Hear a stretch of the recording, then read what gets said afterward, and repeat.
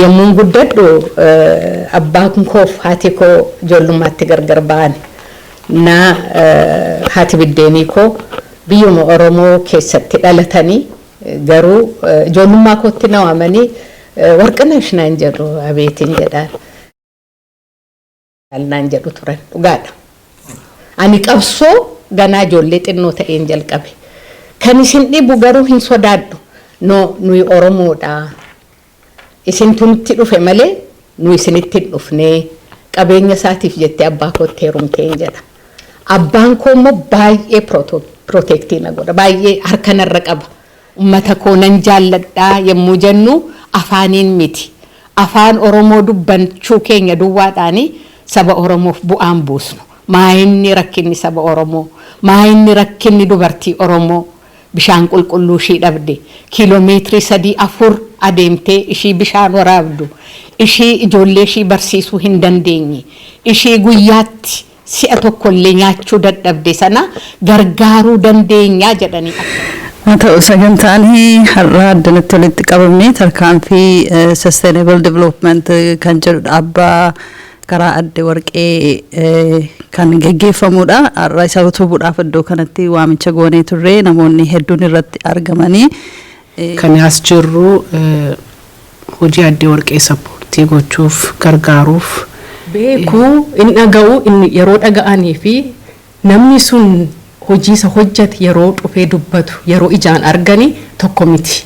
Kutannoo isheen qabduuf biyya keenya keessa dhuftee ijoollee ishee wajjin nagaadhaan jiraachuu osoo dandeessu biyya nagaan hin jirretti biyya rakkina saba kee argitee gadda qalbii kee kan bakkatti cabutti lakkii rakkina saba koo wajjin na wayyaa jettee adde warqeen jireenya kee dhiiftee jireenya qananii dhiiftee carraa waaqayyoo kenna dhiiftee gad buute saba kee faana saba rakkachaa jiru faana rakkina arguudhaaf saba gargaarsa barbaadu gargaaruudhaaf saba sagalee hin qabne sagalee ta'uudhaaf saba irraanfatamee akka addunyaa yaadatu gochuudhaaf waaqayyoon kan isa kaasiif maqaan isaa eebbifamu ati fakkeenya keenya yoo barbaachisaan taane warqiyyeen yeroo dheeraadhaaf umrii ishee guutuu jechuu danda'a waan Oromoodhaaf ta'u takka biraa haftee hin beektu. Yeroo baay'ee nama wajjin hojjetu si barbaachisa. Yeroo diaasporaa teessee korraapshiniin jira namni amanamu waan baay'eetu jira rakkoon guddaan nama amanamaa waliin hojjettu argachuudhaanaaf kan rakkoo jedhee yaadu isaaf immoo waaqayyoon agalatu aanaa fi tarkaanfii sustainability waa hunda naa qajeelchee sana booddee yeroo immoo achi geenyu namootuma akka keenya sabboonota maallaqa hin qabne ammoo yaada qaban akkuma keenya hojjechuu barbaadan baay'ee. Egaa biyyi keenya iddoo nagaa ta'ee nuti silaa alarraa waan barbaadnu hin qabnu garuu haalli biyya keessa jiru nu dirqisiisa waan ta'eef hundumti keenya qeetti dhalannee yaadannu warqiyyee baay'ee ulfaadhu fayyaaf umurii dheeraa siifaa kennu hojiin keemmoo ijaan mul'achaa jira waan ta'eef kanattis boonuu qabda ulfaadhu sin jechuun barbaada. Akkamittiin namoota bira geenya akkam goonu birrii meeqan qubaa koo ergee danda'a eewwittiin ergaa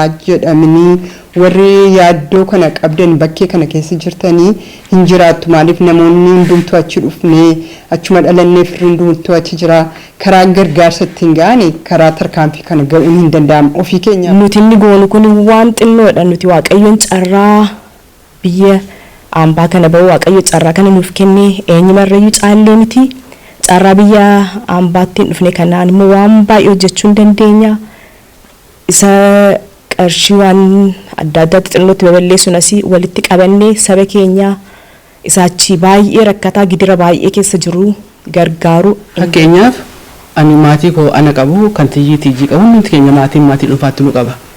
Maatiin tokko immoo jira kan nuun hin qabne. Waa'ee ijoollee tokko dubbachuu barbaada taattaan hin beekti dhiifama jajoodhaaf miti OMN raayyi sintu gabaasaa tureen hin argadhe. Ijoollee baay'ee miidhaman tokko lama mucaa dhiiraati. Garuu Finfinneettan guddadhe yommuun Finfinneetti guddadhu ani mana barumsaa nan deema waaqayyoon galatu maatiin koos jireenya gaarii qabu turani garuu yeroo hundumaa naannoo Finfinneedhaa dubartoonni keenya ba'aa duddatti baatanii dhufuu qoraan gurguruu intuffatamuu itti qoosamaa barumsan qabanii isa argeen guddadhe Kanaafi amma naa danda'ame ijoollummaadhuma kootii jalqabee dubartoota sana nan gaafadhaa nan gargaara.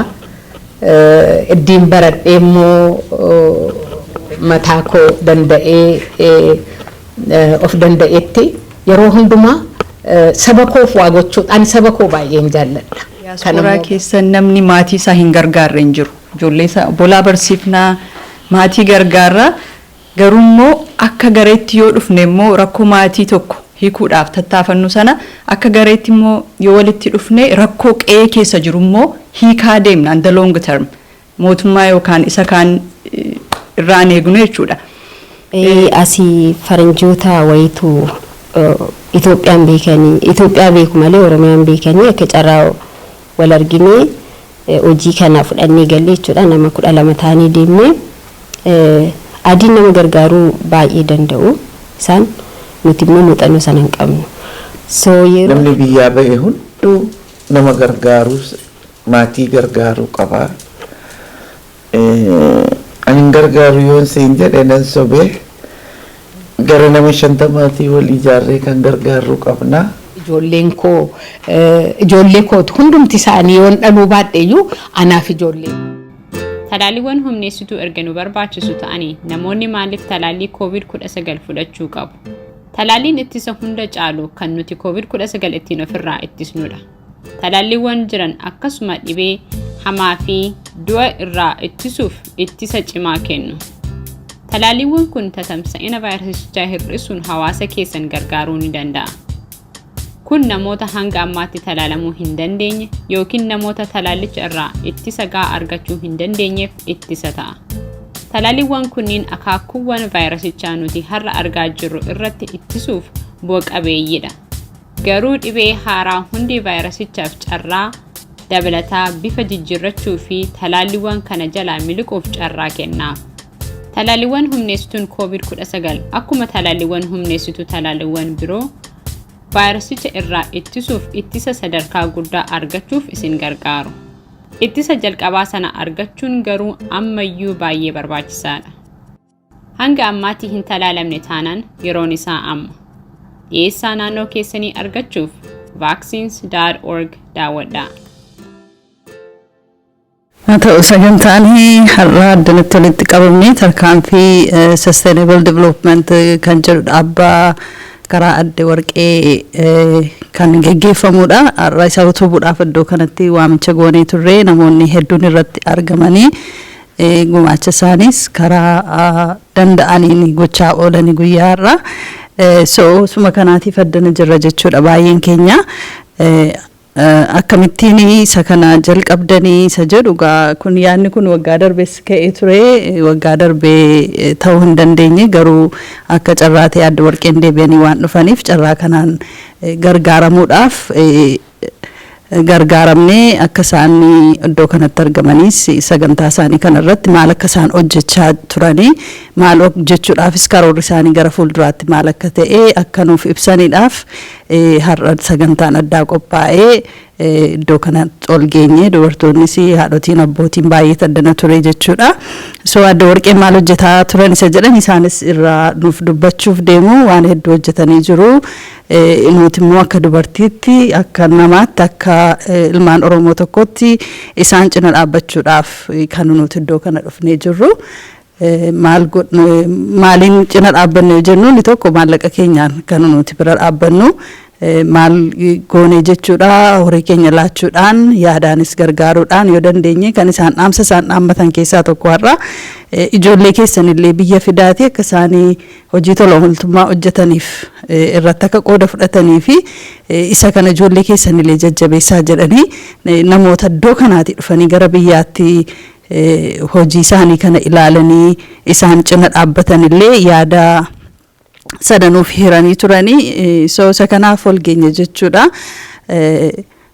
Isa kana duwwaadhaan hin dhaabbatu adda warqee gara fuulduraatti illee namoonni akka gargaaraniif websaayitii isaanii irra deemanii akka ilaalanii cina dhaabbataniif dhugaadhumatti an baay'ee wanti tokko wanti laphee koo na tuqe wanta isaan presentation isaan dhiyeessaa turan keessaati dubartoota mana bunaa keessa hojjetanii gara nama 200 olii natti fakkaata yoo hin dogoggorre ta'ee kan isaan gargaaran namni tokko bakka sana hojjechuu jechuun baay'ee rakkina jabaa keessa yoo lixe duwwaa dhadhee yaada kana duwwaa miti karaa bishaanii karaa mana barumsaa karaa adda addaa irratti hojjetanii jiru soosa kanaaf addanatti ol geenye jirra gargaarsi kun itti fufaa namoonni hundumti keessan warri dhaggeeffatan kana booda dhaggeeffatan illee karaa kanarratti akka qooda fudhatanii jajjabinan isaaniif kennaa gara biyyaatiif luulee keessa abbaa tokkotti hin dabarsa isaanis irraa dubbatan.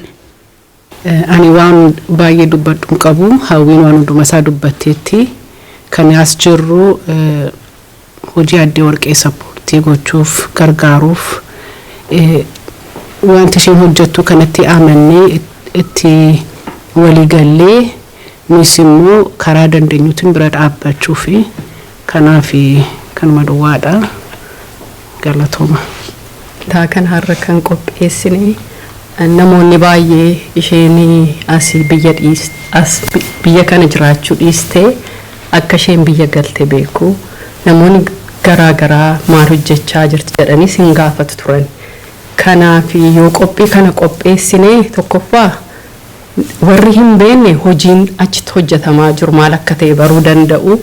Lammaffaa immoo namoonni akkasumaan dhaga'u malee caalaatti isa isheen hojjette presentation isa qophaa'ee yeroo arganii jedhanii kaka'umsa nama keessatti uuma jennee yaadni awareness jedhanii jechuudha. Sagantaan kun sila ergi qophaa'ee namoonni as turan namoota baay'eetu natti dhufe natti haasa'ee namoonni tokko na gaafatanii kanaan duratti meentoree garuu maal naan jedhanii isa ati dubbatte caalaa ta'etu argine kana booddee hin gargaarra maal jechuudha kuni beekuu inni dhaga'u inni yeroo dhaga'anii fi namni sun hojiisa hojjate yeroo dhufee dubbatu yeroo ijaan arganii tokko miti. Yeroo baay'ee maamiin immoo baatees baay'ee miidiyaa irratti sin dubbattu. Kanaaf yeroo yoo kun dubbatamee darbaa darbiitti yoo deeme namoonni yoo dhaga'anii yoo baranii saba biyya isa jiru sarakkate kana gargaaruu danda'u isa jedhu isa mul'isuuf jechuudha. Har'a kan wal geenye waa'ee tarkaanfiin maalii tarkaanfiin maal hojjetaa isa jedhu uummanni keenya Minisootaa jiru keessumaa dubartoonni keenya hundumtuu akka baruufi. Tarkaanfiin hojii adda addaa hojjeta biyya keessatti seeraan beekame Oromiyaa keessatti barnoota irratti hojjeta bishaan qulqulluu akka uummanni keenya argatu hin hojjeta ijoollee sponsorii gochuudhaan hin hojjeta income generate akka godhan keessumaa dubartoonni keenya harka qalleeyyii akka nyaatanii bulaniif akka hojjetaniif irratti hojjeta. Egaa yommuu income generating jennu waan baay'eedha. Qotiisa irratti damma irratti iddoo baay'ee dubartoonni akka hirmaatan goona. Inni gara biraan ijoolleen keenya ijoolleen durbaa akka ofii isaaniitiif nan danda'a jedhanii amanan isarratti hojjenna. Bal'inaan immoo barnoota irratti hojjenna. Maaliif barnoonni hundee qaroomaati. Namni baratee lafa garaasaa ga'a. Namni baratee yaanni isaa hin bal'ata. Kanaaf lafa deemnu hundumaatti itti jalqabuuf barumsaaf jalqabnee isa booddeegaa waan barbaachisu irratti immoo itti guutaa deemna. Har'a presenteeshiniin ani dhiyeesse in danda'ama. Uummannis jiru waa gochuu danda'a. Yoo danda'e uummanni keenya biyyatti galee hojjechuu yoo danda'e garaa kutatee waa gochuu danda'a.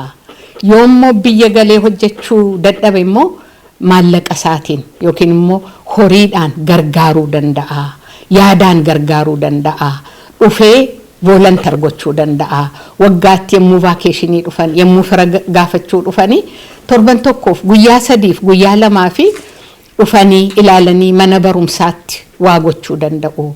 Dubartoota ilaalanii jajjabeessuu danda'u. Hojiin hojjetamu kumaaf kitiladha Oromiyaa keessatti. Kanaaf kana keessatti qooda fudhadhaa isa jedhu caalaan hin dandeessu waa jalqabuuf saba ofii gargaaruu fi kaapitaala baay'een hin barbaadu. Fedha barbaada, jaalala barbaada, garaa laafu ummata sanaaf barbaada. Ummata koo nan jaalladhaa yommuu jennu afaaniin miti. Afaan Oromoo dubbachuu keenya duwwaadhaani saba Oromoof bu'aan buusnu. Maayinni rakkinni saba Oromoo, maayinni rakkinni dubartii Oromoo. Bishaan qulqulluu ishii dhabde kiiloomeetirii 3-4 adeemtee ishii bishaan waraabdu ishii ijoollee ishii barsiisuu hin dandeenye ishii guyyaatti si'a tokkollee nyaachuu dadhabde sana gargaaruu dandeenya jedhanii akka yaadaniif. Inni gara biraan Minnesota keessatti sabni Oromoo baay'eedha. Ijoolleen dhalatan baay'eedha. Ijoolleen kuni hidda isaanii akka baran dhufanii akka biyya ilaalan. Ummata isaanii fi akka garaa laafan akka godhanii fi kanuma itti himuun barbaade maaliif horii baay'eedhaan yookiin immoo maallaqa baay'eenaan hin jalqabe miti. Ani waan xinnoodhaan hin jalqabe Waaqayyo immoo na gargaaree hojiin kuni waggaa gara waggaatti bal'achaa iddoo tokkottan ganda tokkottan jalqabee har'a ganda 20 caalaa keessatti hojjechaa jirra. Isuma kana yaaduma kana dabarsuufanii kanan har'a yommuu ijoollee kooti hundumti isaanii yoon dhaluu baadheeyyuu anaaf ijoollee kooti kana yaadanii qopheessanii waltajjii akkasii immoo yommuu ummata waamanii isuma kana dabarsuu gatiin barbaadeefan. Isaan irraa maal barachuu dandeenya? Isuma kana koomentii nu gootu hundi keessan koomentii gochuun sirrii hin jiraatu baay'ee. Nuno maal gochuu dandeenya? Walii qabaachis jedhu koomentii nu gootu mee kallattiidhaan itti fufuu dandeessa tiiji. Okke fayyaa ta'ee ati sagantaa kana carraa kana nu kennu keetu jalqaba galatoomis jechuun barbaada. Akkasumas warra sagantaa kana qopheessee akka walitti dhufne wanta kana irratti mari'annu kan nu godhee obboleettii Tiyaa Luulee fi Hawwii akkasumas beetiin galateeffachuun barbaada. Maaliif wanti kun nuuf waan ta'e yeroo tokko walitti qabamnee waan Aadde Warqeen hojjettu hin beekna argineerra. Garuu namooti baay'ee waan isheen hojjettu guddaa kana namni keenya namni hin hubatne hedduu ture. Kanaaf awaarnessi kana uumuuf waan isheen hojjettu akka namni beeku namni keenya akka rakkina nama isaa akka biyya keessa jiru akka hubatuuf.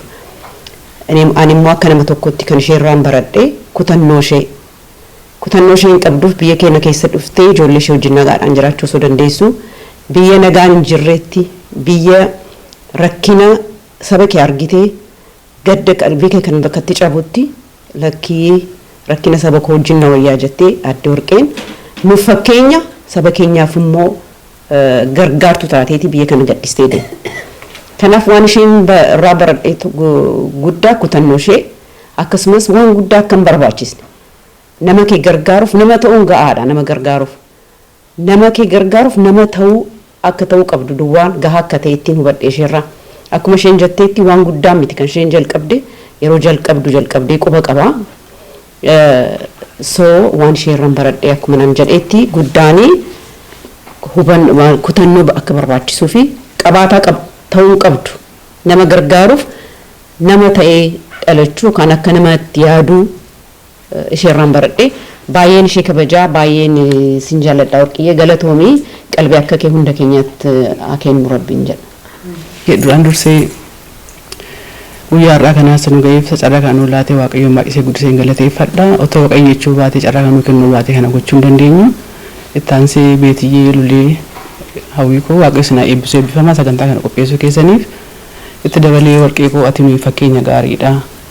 Akkuma warra kaan jedhan jireenya kee dhiiftee jireenya qananii dhiiftee carraa Waaqayyo sii kenne dhiiftee gad buute saba kee faana saba rakkachaa jiru faana rakkina arguudhaaf saba gargaarsa barbaadu gargaaruudhaaf saba sagalee hin qabne sagalee ta'uudhaaf saba irraanfatame akka addunyaa yaadatu gochuudhaaf Waaqayyoon kan isa kaasiif maqaan isaa eebbifamu ati fakkeenya keenya Waaqayyoon humna siif haa ta'u nus immoo warra kaan akkuma dubbatanii sababa keetti walitti qabamneetii hojjaa kana calqabnee haaxinaan isaa guddatus sababa keetti wal geenyee caayaa Finfinnee jedhamu dhaabbannee itti walitti qabamnee amma dandeenye si gargaaraa jirra amma Waaqayyoon gargaariitti Waaqayyoon nama tokko kan nuuf akka lafti duwwaa ta'u otoo hin taane waan qabu Waaqayyo isaa kenneef akka saba isaa gargaaruuf akka sagalee ta'uu fi namni waa qabu kennee doqnan jedhamu jedha Oromooni.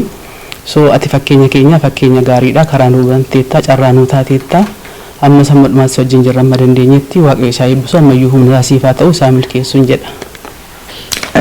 Dhugaa waan warqigee waan jabana dhiyoo miti waan jabana dheeraa himuu hin danda'a. Sun yoo asitti yoo barbaachisaan taane warqiyyeen yeroo dheeraadhaaf umrii ishee guutuu jechuu danda'a. Waan Oromoodhaaf ta'u takka biraa haftee hin beektu. Akka nama siyaasaatti hadda immoo gad deebitee akka Oromoo tokko akka haadhaatti akka gara laafettiitti uummata Oromootii yaaddee dhugaatti yoon haasa'e waan hedduu of keessaa qaba. Warqiyyeen gaaddisa namaa jala taatee Oromoodhaafis yaaltee hedduu dhamaate Oromoodhaaf isa sana akkasumatti dhiisnee hadda immoo of dandeessee Oromoodhaan dhaabbattee dubartii ilmaan manguddoo waliigala bishaan qulqulluu akka dhugan barnoota akka baratan jechuun Oromoodhaaf waan salphaa miti. Yeroo ammaa yeroo dhiibbaan garaagaraa irra jiru keessatti yeroo namoonni isii dhiiban akka namaatti yeroo namninis mootummaanis dhiibbaa qabaatu keessatti kana dandeessee gad dhaabbattee of dandeessee hojjechuu jechuun waan salphaa miti. Kanaaf warqiyyee yeroo dheeraadhaaf wal beeknuyyuu si arginee si gargaaruu yoo dadhabneyyuu yaadaan qaamaan si bira jiraachuu baannu yaadaan dhugaadha baay'ee si bira jirraa. Kana gochuudhaaf dhaabbachuu keetiif baay'ee si dinqisiifadhaani. Yeroo dhiibbaan sirra jiraatee namoonni akka of dandeessee hojjettu godhanitti ati of dandeessee dhaabbachuu keetiif baay'ee si dinqisiifadha. Itti fufii fakkii nuu taataa immoo si bira jirraa yoomuu duuba keerra dhaabbannee si gargaarra itti fufiinsiin jedha. Waaqayyonis namnis akkasi gargaaru abdii guddaan qabaa. Galatooma. Walamu jiranatti fakkaatu warra sagantaa kana qopheessan baay'ee galatooma. Akka hojii dinqisiisaa warqeen hojjettu akka inni kaanis argee yaada akkasillee yoo qabaate karaa isheetiin waa hojjechuu akka danda'u carraa bana jedheen yaada. Sagantaan akkasii sababa warqeetiin baay'ee wal geenyee nama muraasa dubartoonni amma tokko piroojeektii ishee gargaara. Kanarratti yeroo hunda warqee gargaaru gaafa jedhamu jecha kan I don't like. Warqee waan gargaaru hin jiru. Warqeen carraa nuyi hawwii uummata keenyaaf waa gochuu barbaannu sana nu umtee piroojeektii isheen already hojjetaa jirtu sana gargaara. Malee akka dhuunfaatti gargaarsa nurraa barbaaddu hin jiru. Nama akka kootiif hawwiin like waa gochuu barbaadu naman ani itti naaseen jiru yeroo dheeraaf namni na argee deeqaama 30 itti taasa'u baay'een kan dhageenyu garuu waan hamilee nama cabsudha. Biyya sana deemtee waa gochuun danda'amu garuu warqiyyeetti gaafa naasee amani yersa go'an beeku yoo waan akkasii yaada kee keessa jiraate inuma jira carraan ani immoo achin jira I'll be with you naan jette suni anaafi guyyaan yeroo hunda yaadadhuudha jechuudha. Kanaaf wanti nu gochuu dandeenyu warra biyya ambaa keessa jiru nama baay'eetu namni hunduu waa gochuu barbaada biyya sanatti. Namni Oromoo ta'ee saba isaatiif quuqamu karaa ittiin waa godhu barbaada. Sanaaf immoo dhaabbata akka tarkaanfii amanamaa already lafarratti hojii hojjetaa jirutu jira. Akka dhaabbataattis namni dhaabbata qabu yookaan akka dhuunfaatti ishii wajjin coordinate godhee isii qunnamee Oromiyaa biyya naannoo hedduutti socho'uu dandeessi. Yoo hin dandeenyelleen gorsa namaa kenniti. Kanaaf carraan kun hin jiru warra jettanii osoo fedhii qabaattanii kan mana keessa taa'aa jirtanii fi tarkaanfii sustainable carraa tokkodha. Gama keenyaan immoo amma dandeenyutti carraa arganneen dhaabbata kana haa beeksifnu. Yaadadha yeroo jalqabaaf gift Tuesday natti fakkaataa kan jedhamu isa Facebook irratti non-profitii barbaaddee piikii gootee fundraising gootaaf yeroo jalqabaaf iyyuu kan hin bare tarkaanfiin piikii godhe jechuudha. Because tarkaanfiin Ameerikaa keessattis it's a registered non-profit. So namni asitti illee gargaaruu danda'a jechuudha. Websaayitii qabu, websaayitii sanarratti monthly or yearly or once namni hundi kennuu danda'a. Membara ta'uu danda'a yoommoo biyya sanattis immoo legaalii register taatee waan hojjettuufi karaa dandeenyeeni fundraising gochuus beeksisuu dandeenya. Ani yaadadha nama baay'ee na gaafataa ture. Maqaa kana dhageenyeen beennu eenyu maal kan jedhu jechuudha. Carraama arganneeni dhaabbata akkasii kan amannee waan ijaan arginu tokko hojjetaa jiru. Amma dandeenyutti haa gargaarru waliis immoo akka namni inni kan awareness godhatu haa goonu because anaaf carraa naa kennite I'm sure kana booddee immoo namoota baay'eedhaaf carraa kenniteedhaan abdadhaa hin gootisi nu jabaadhu amma dandeenyutti gaa Waaqayyo nu gargaaru akka ol gargaarruuf. Dhaabbata mataa kiraan gootaa haa ta'u garuu danqaawwan namoota mudatu jetteeti yaaddu maaltu jira isa sana akkamitti keessa darbuu hin danda'amu gabaabsitee mayoo nu kaastee jechuu barbaade. Danqaan baay'eedha. Garuu tokkoffaa kutannoo keetu si barbaachisa waan danqaan hin jiru waan tundi smoothiidha jettu hin jiru. Of course tokkoffaa maallaqa si barbaachisa lammata bakka gargaartu sana neetworkii ummachuu qabdaa. Tarii dhaabbatan ani keessatti hojjedhu waan akkaataan itti hojjetamu arguutu maybe kan anaaf carraa akkan hubadhu na godhe natti fakkaata. Yeroo baay'ee warri biyyaan baa jirru of course maallaqni amma tokko as in arganna. Maallaqni sun deemee achitti inni asitti xiqqaa jennu achitti waan baay'ee hojjeta. Xiqqaasu waan baay'ee hojjeta jechuudha. Lammata yoo gaaffii kana na gaafatte ani dhaamsan qabu waan guddaa goone inni hin yaadin. Hundumtuu qe'eetti dhufnee qabna naannootti dhufnee qabna. Qe'eetti dhufnee sana keessatti tarii bishaan hin qabantaa tarii bishaan qulqulluu qabu ibsaan qabantaa waanuma xiqqaatu sana fuunee hamma dandeenyu gargaaruu dandeenya. Rakkoon keenya guddaa gochuu barbaanna garuu waan xiqqaarraa jalqabuu dandeenya. Isaaf immoo yeroo baay'ee nama wajjin hojjettu si barbaachisa. Yeroo diiyaasporaa teessee korraapshiniin jira namni amanamu waan baay'eetu jira rakkoon guddaan. Nama amanamaa waliin hojjettu argachuudhaanaaf kan hin rakkoo jedhee yaadu isaaf immoo Waaqayyoon galatu aanaafi tarkaanfii sustainability waa hunda naa qajeelchee sana booddee yeroo immoo achi geenyu namootuma akka keenya sabboonota maallaqa hin qabne ammoo yaada qaban akkuma keenya hojjechuu barbaadan immoo baay'ee qabu.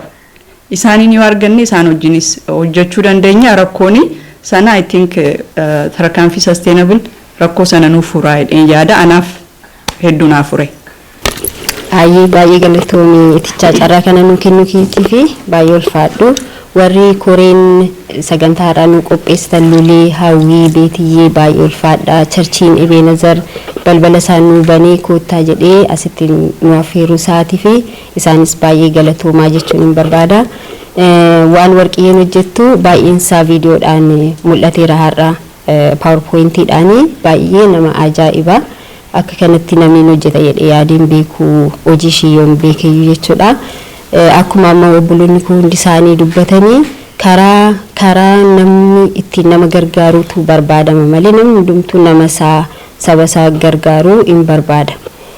Garuu warqiyyeen cabsitee deemuu ishee hin danda'ama edaa isa jedhu sana hubannoo nuu kennee jechuudha. Mana barumsaa keessatti manuma barumsaa tokko iyyuu amma kana baay'inni mana barumsaa tokko yoo gargaarre mataansaa ijoollee achi keessaa ba'an an biyya fayyadan ta'a. So kanaafi warqiyyeen fakkeenya guddaa nu taatetti itti fufnees nutis duukaa kee buunee waan ati hojjettu piroojeektii kee ofitti fudhannee akka keenyatti akka hojjennuu fi waadaa waliigallee irra already nuti yammi taane. Namoonni baay'ee isa kan nu gargaaran hin beekna. Egaa biyyi keenya odoo nagaa ta'ee nuti silaa alarraa waan barbaadnu hin qabnu garuu haalli biyya keessa jiru nu dirqisiisa waan ta'eef hundumti keenya qe'eetti dhalannee yaadannu warqiyyee baay'ee ulfaadhu fayyaaf umurii dheeraa siif haa kennu. Hojiin kee immoo ijaan mul'achaa jira waan ta'eef kanattis boonuu qabda ulfaadhu siin jechuun barbaada. Taadhu gara birootti otoo hin darbiin keessumaa isinis akka dhaabbata Oromiyaa Health jedhutti yeroo darbu naannoo Ambootti hojiiwwan fakkeenyummaa qabu dalagdaniiti kan turtanii Mee yogguu namoota keessaa dhalattee baatee tajaajila kennitu miira akkamii qaba? Namni hundumtuu gaafa nama gargaaru miira sana wallaala jechuu osoo hin taane miira akkamii qaba? Fakkeenyaaf biyya kana keessa jirra. Isaan amma biyya kanaa jiruma gaarii osoo qabaniitu Oromiyaa keessatti rakkoo gidiraa keessummeessuudha kan isaan filatan. At least yoo xiqqaate yooma konkolaataa oofaniyyuu qabaatanii karaa man irra oofaniyyuu mijataan hin jiru. Akka fakkeenyaatti yoo fudhanne jechuudha. Mee ishee sana xiqqoo ishee nu yaadachiisame duubatti nu deebisee. Ayyii fayyaa ta'eetichaa asii faranjoota wayitu Itoophiyaan beekanii Itoophiyaa beeku malee Oromiyaan beekanii akka carraa wal arginee hojii kana fudhannee galle jechuudha. Nama 12 taanii deemnee adiin nama gargaaruu baay'ee danda'u isaan nuti immoo muuxannoo sana hin qabnu. So yeroo achi deemnee buufata torbarratti uummata keenya gargaarree kan sin dhibu nuti gaa medical missionidhaan keenya garuu medical missionidhaan yeroo deemnu waan baay'ee gara nama nyaatu baay'eetu jira. Namni kiniini tokkoon fayyuu danda'u nama du'uudhaaf ka'eefaa qaqqabneera. Lubbuu nama tokko baraaruun keenya mataan isaa nuun akka guddaatti ilaalle namni hundumtuu sappoortii si godha miti yeroo achi deemtus gufuu baay'eetu nama bira jira. Nama mudataa transportation jira, bakki bulan jira, bishaan jira, even mana fincaanii yuusii gochuudhaaf warra adii wajjin yeroo deeman baay'ee rakkoodha. Rakkoon biyya keenya lakkaa'umiin dhumu garuu isuma sana keessa darbanii saba ofii yeroo gargaaran hedduu namatti tola. Amma buufata tokko gubbaarratti na yaadadha. Nama wani qabaleedhaan namatti himame namni fardeeniin dhufani baay'inaan baadiyyaa keessa waan ta'eef. So bakki bullus hin jiru ture. Namoonni sun hundumtuu gargaaramuu qabu. Achi bulanii nu eegaa turan waan ta'eef jechuudha. Amma yeroo deemnee namoota sana gargaaruu jalqabnu sa'aatii 12 guutuu buufata tokko irratti finne laanchillee nyaanne. Garuu wanti nu gammachiise namni tokko madaa faa baatee dhufa. Peenii adda addaatu jira gaasinitti hin danda'u. Garuu yeruma waan salphaadhaan fayyanii deemanii keessi keenya baay'ee boqote jechuudha. So kanaaf gargaarsa asii deemu baay'eedha. Gilaafsi illee hin qabu uummanni keenya. Gilaafsi hin qabu dhugaa dubbachuudhaaf isaasitti qarshii meeqaan bitanuu waan baay'eetu hir'uudha saba keenyaa fi kanaaf waanuma tokkoon gargaaruun baay'ee barbaachisaadha jechuun barbaada. Deebii keessi deebisee irratti hin beeku. Baay'ee gaarii tole warreen biroo keessumaa namni kamiyyuu abjuu qaba biyya lafaa irratti namni abjuu hin qabne jedhamee hin jiru. Fakkeenyaaf sadarkaa jaarmiyaatti ijaaramuu yoo baanne sadarkaa dhuunfaattis waa gochuun ni danda'ama miti. Kana goone jennee dhaadachuu illee otoo hin taane kana gochuun ni danda'ama jettanii waan nu qooddan. Numaan ta'uu hin qabu yookiis tarkaanfii ta'uu hin qabu akkaataa sanatti jechuudha. Garuu maal fa'aa gochuutu danda'ama?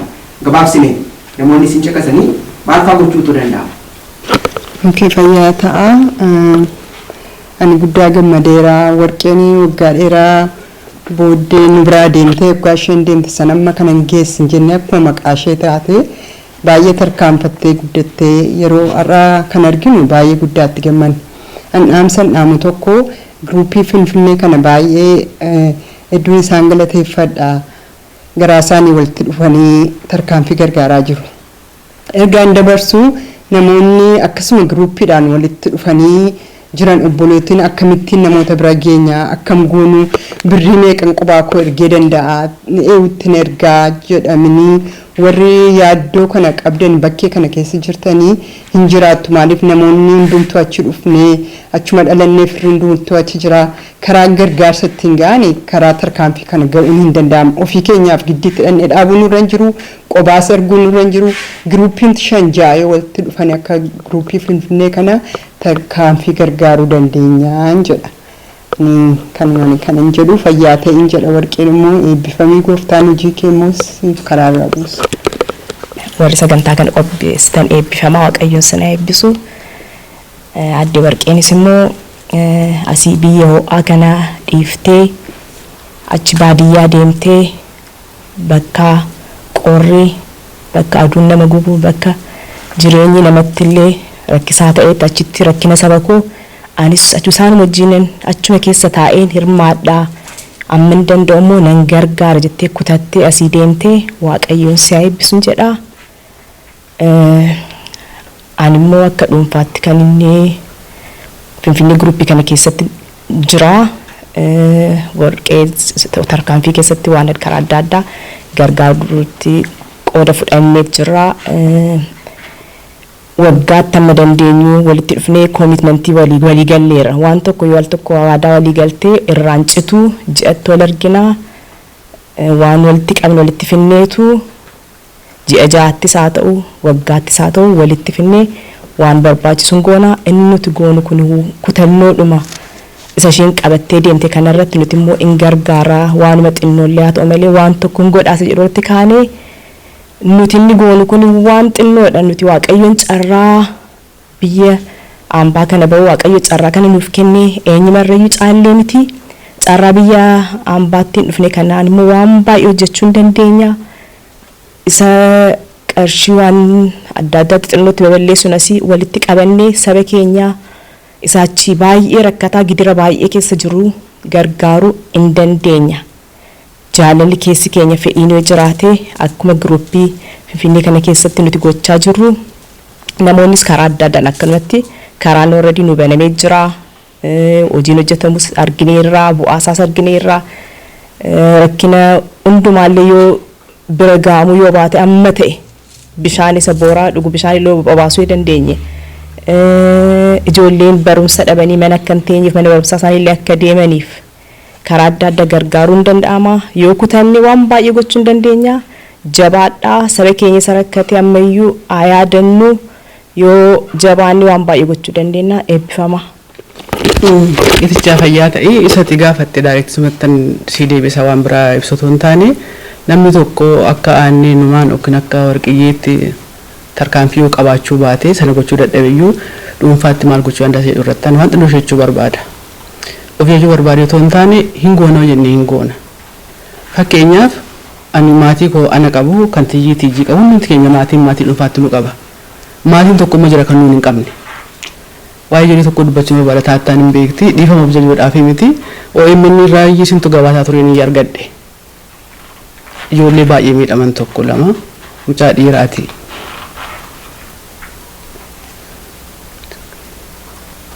Baay'ee xinnoo ture yeroo sana waggaa 9 obboleettiin isaa waggaa 11 12 lachan warratti rukutamanii OMN irraan argee mucichi du'e jedhamee gaafamee ture. Baay'ee lapheen kun cabe. Taattaa siin namba sana barbaadee na argate. Namba ijoollee sanaan barbaadeen jedhee barbaadee na argatte.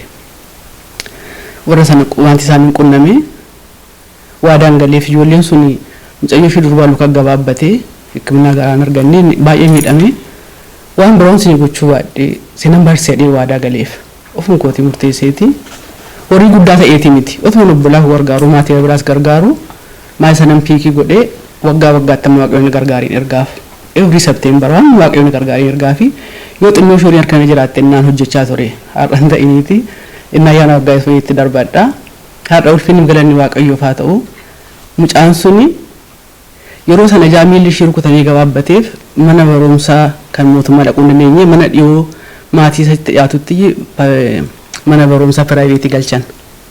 Taaksiin jedhama jedha maatiin suni ijoollee baay'ee qabu haati gulliitiin agaddii abbaa waa tokko jaan qabu.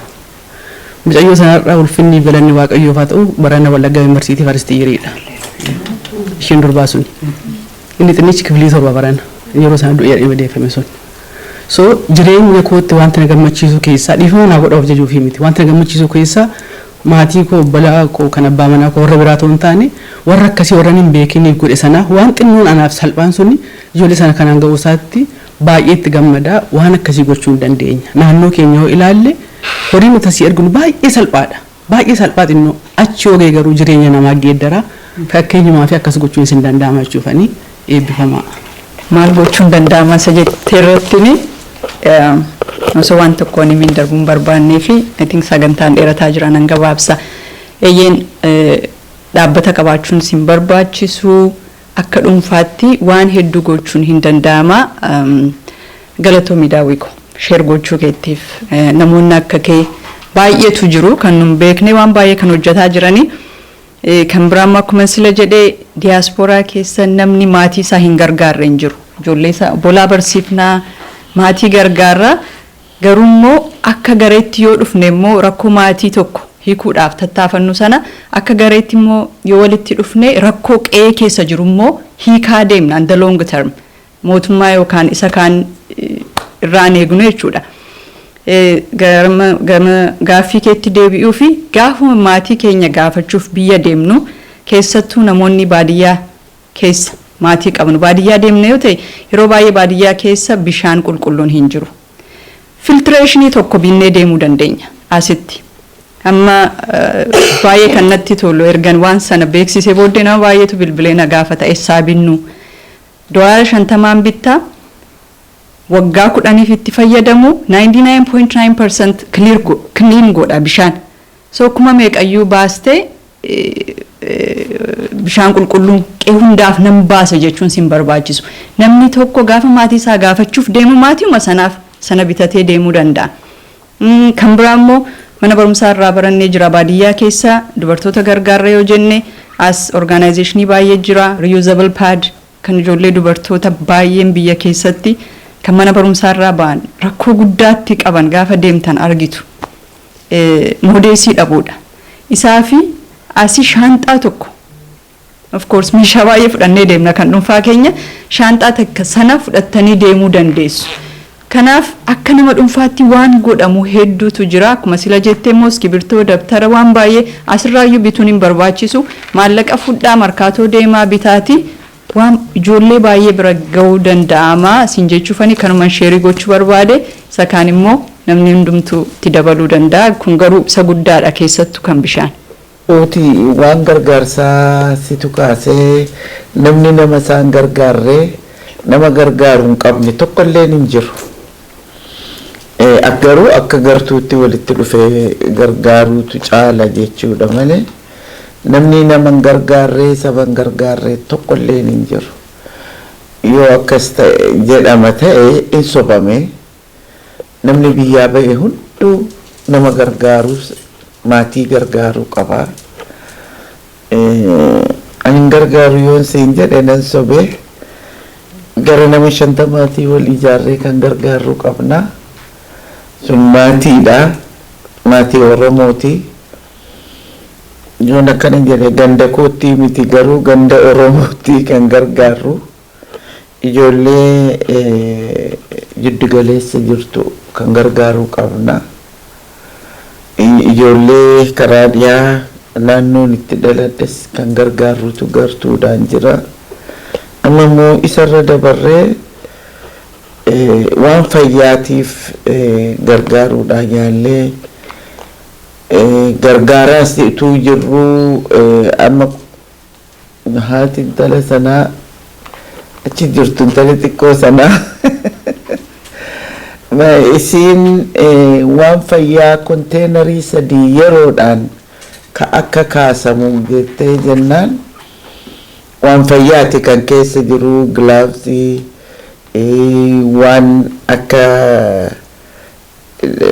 jechuun obii keessatti kan gargaaraman dubartoonni dhalumsaa fi mana dhalaatti kan gargaaran gilaavsii fi wanta afaaniin cufatanuu maskiidha jedhati whatever name sana hunda achi keessa waan fayyaa guutuun akka jirutti yeroo dheeraadhaaf kadhattee konteenarii 3 tola nan kenna lafa siin hojjettu lafa fayyaati waan ta'eef nan kenna jettee kaasuu namni kaasuu dadhabanii guddataatti illee bilbilee isaan sunis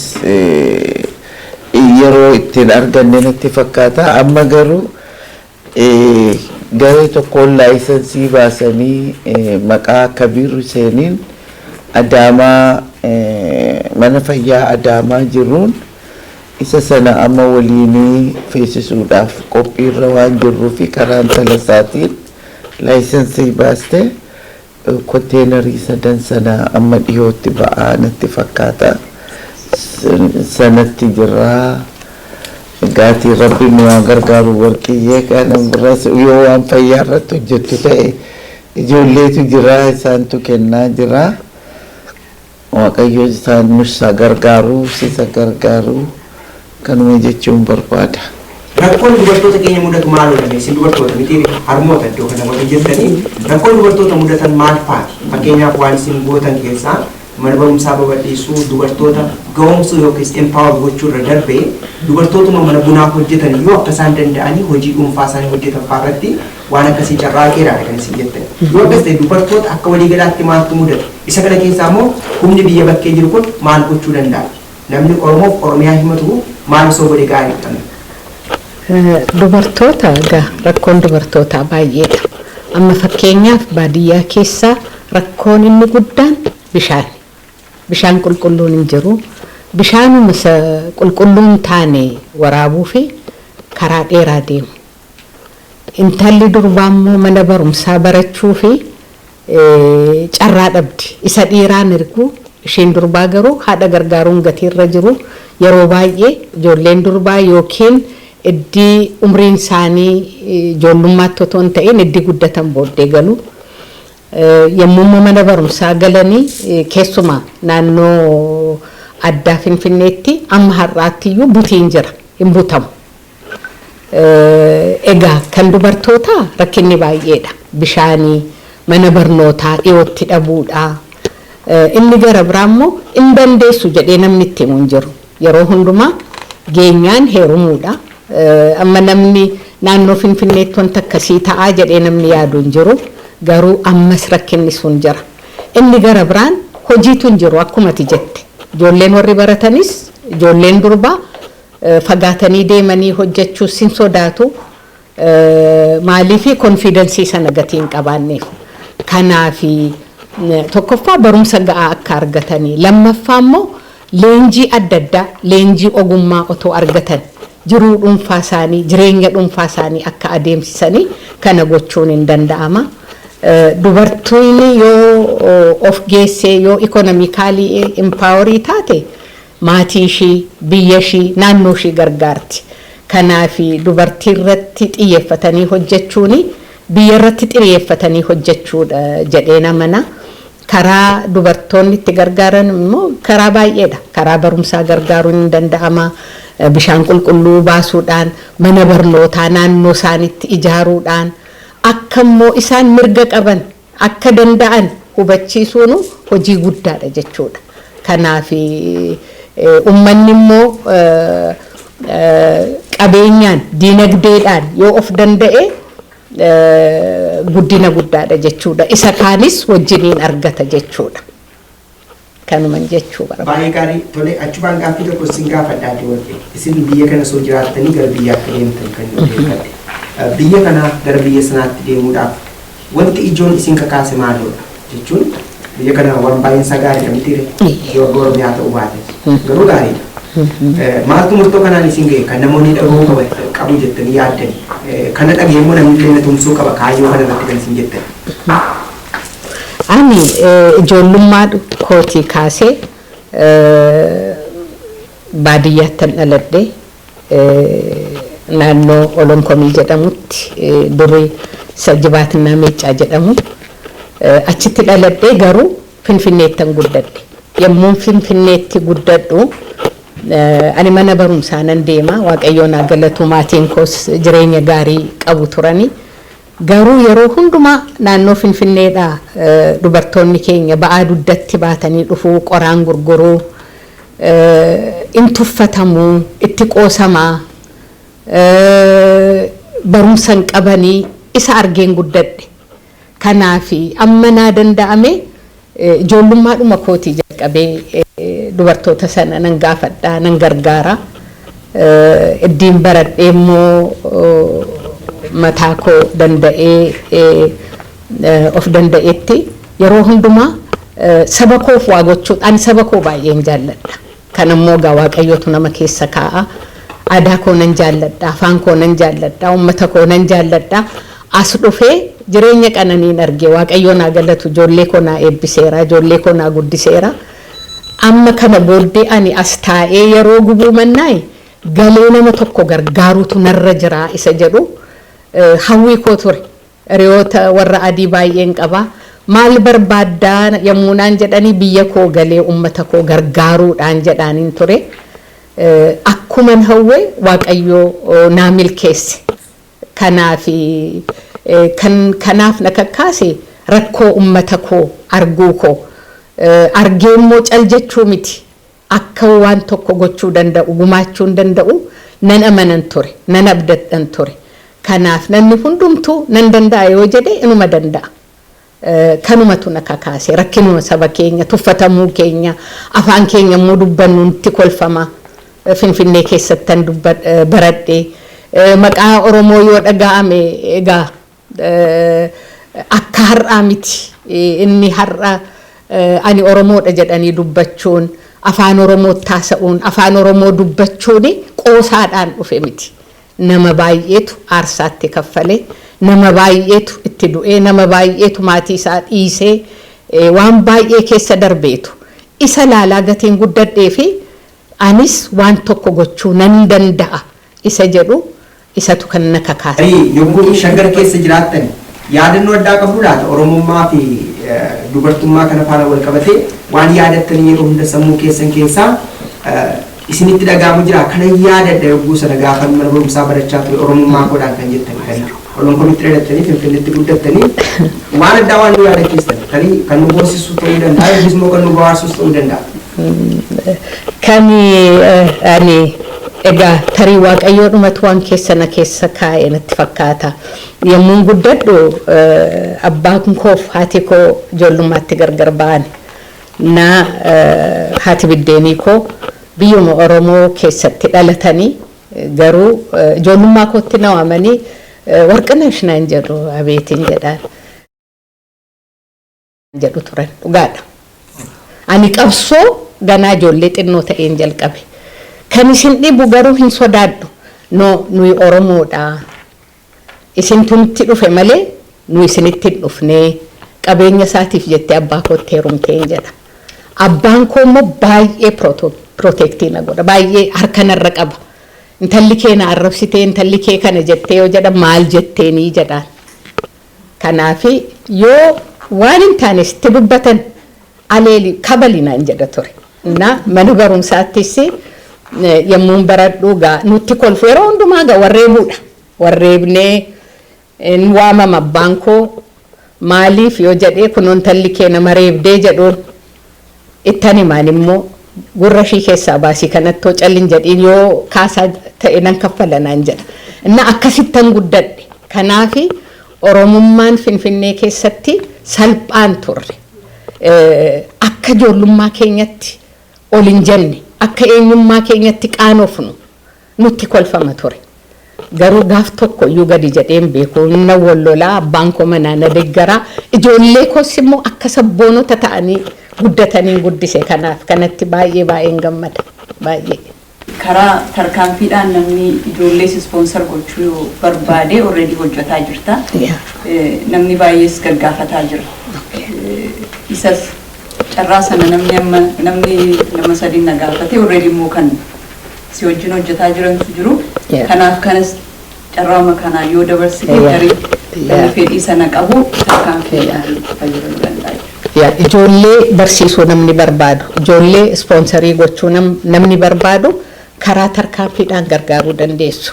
$1 eday namni Starbucksii kaappii tokko meeqaan bittu guyyaatti. Kanaafi isarraa birriidhuma tokko yoo keessanii ijoollee Oromoo tokko guddisuu dandeessu jechuudha. Barumsi salphaan se'ina. Mana barumsaa keessatti waan baay'ee dabarsuu dandeessu waan baay'ee akka of beekan akka sabboonata ta'an akka konfiidensii argatan Oromoon maali isa jedhu waan baay'ee barsiisuu gatii dandeessanii fi yeroo darbee yemmoonee kitaaba dubbisuu waan arge maal jedha Frederick Douglass nama guddaa cabe wal'aanuu manna ijoollee ol guddattu barsiisuu wayyaa jedha. Opraan immoo maal jette barumsi balbala carraatti ba'anidha. Paaspoortii biyya lafaatti naanna'anidha jette. Kanaafi ummata keenya keessumaa barumsa irratti xiyyeeffannee hojjechuutu nurra jira. Egaree sabaati ijoolleen barattu egaree har'a saba keenya ummata keenya Oromiyaa jennee boonyuuf kanaafi egaree kan ta'anii ijoollee har'a baratanidha. Isaan akka ofitti amananii baratanii fi ispoonsarii godha. Har'a biyya keessatti jireenyi baay'ee qaaliidha. Mootummaa hojjetaadhumti mootummaayyuu ijoollee isaa barsiisuu hin dandeenye qotee bulaa dhiisaati. Kanaafi yoo ijoollee ispoonsarii gootanii karaa tarkaanfii sirriitti barachuu danda'u, carraa argachuu danda'u. Nu immoo ispoonsarii yommuu goonu amma yuunivarsiitii fixanitti ittuma fufnee gargaarraa jechuudha. Kanan dabarsuu barbaada. Haa ta'u namoonni dhaamsa kana dhaammachuun qaba jettan dhaamuu dandeessu yoo qabaanne garuu asumatti kanarratti wanti dabalachuu barbaadu maalni yeroo baay'ee amma ijoollee maatiin ijoollee isaanii barsiifachuu dadhabe yeroo jennu private school erguu akkam fakkaane namaaf. Maaliif mootummaan kan mootummaati iskuulli mootummaatu barsiisaaf of course garuu waan xiqqaa ijoolleen yuunifoormiitti bitanii dhabanii kan iskiriptoo fi dabtara dhabaa fi kan mana barumsaa deemuu hin dandeenye. Waan salphaa akka kanaa isa dhugaa baay'ee nama gaddisiisa. Maaliif mana barumsaa deemtee barachuu hin dandeessa yoo ta'e garuu waan itti deemtee itti barattu dabtaraaf iskiriptoo dhabaaf mana barumsaan deemtu taanaan kun akka sabaatti nuuf akka Oromoo saba guddaan kun caba guddaadha dhuguma dubbachuuf. Naannoo Finfinnee sun Finfinnee qarqara amma addee warqeen sila himaa turte waa'ee laga xaafoo. Eenyutu achi naannoo sana jiraataa jira. Salirootis biyya sana keessa jiraatan fakkaatu naannoo sana mana ijaaran. Achuma immoo isaan ollaa isaanii ifaan hin jiru bishaan hin jiru. Maali barumsa deemuu hin danda'an ijoolleen kun. Kanaaf nuyi akka sabaatti waan xiqqoo waan goonu. Ani al tokko 2018 abbaa koo dhukkubsatee deemnaan waa'een argee birrii 10 naan jedhan ijoolleen doolaara 10 baakpaakii bittee nama tokko barsiifachuu dandeessa waggaa tokko keessatti. Baakpaakii bittee fi dabtara bittee iskiriptoo bittee nama 10 nama tokko doolaara yeroo sana birrii 30 amma akkasii 300 ta'a jedhan. Waan hundumaa danda'aaf waggaatti naan jedhan baay'ee see qalbii gaddeebiif. Sana dhabaaf namni mana barumsaan deemu. Kanaaf nu waan gochuu dandeenyu karaan jira amma akka nama tokkotti namni tokko waa jireenya isaa keessatti purpose qabaachuu qaba yoo jiraatu kana godheen darbe akka jennuuf at least nama tokko barsiifannee nama bakka ga'uu hin dandeenye sanatti hanqate sanatti bakka tokko gochuu hin dandeenya. Kanaaf kanarraan baradhe kanaan bare waan xiqqoodha waan guddaa akka gochuu dandeenyu barumsa immoo argineera. Qeerroon waggaa 20 sana keessa baratteetu falmii guddaa sana kan gaggeesse waan barataniif qofa waan gara biraaf miti. Kanaaf barumsa ijoollee keenya ergu ijoollee barsiifachuuf qaroomiin dukkana kana keessa nu baasu bilisummaatti kan nu ceesisu of akka ta'anii kan isaan gargaaru waan ta'eef ijoollee kana barsiisnu jedhaan fayyaa ta'a.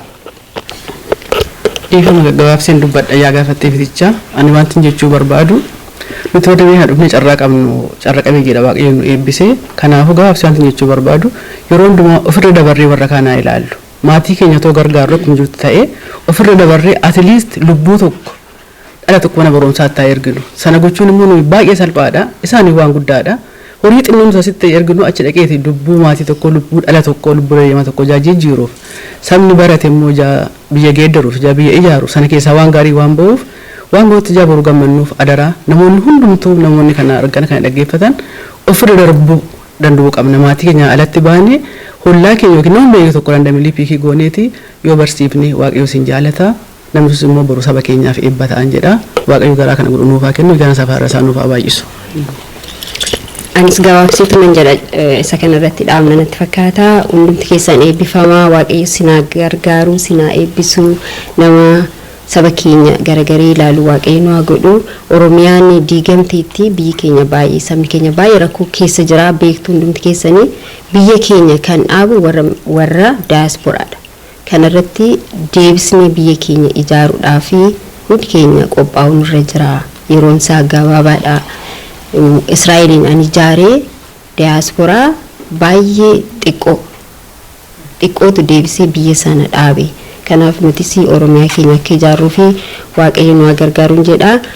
Warqiyyeen duraanii yeroo 91 dubartiin sin deebisu nama afur dhiira afur keessaa dubartiin tokko kitaaba hiikti turte afaan oromootti jedhame ani shin beekun ture yeroo dubbatanii warqinish jedhamti yeroo jedhamu yoomani ishee arge dubartii kanan jedhe maaliif kitaaba isheerraan barsiisaa ture kanaaf seenaa guddaa seenaa dheeraa qabdi isa kana sitti dabaluun barbaada yeroo hundumaa naannoo mana barumsaarra hojjetti. Warqiyyee baay'ee galatoomii laphee akka kee hunduma keenyaaf nufaa kennuun jedha galatooma.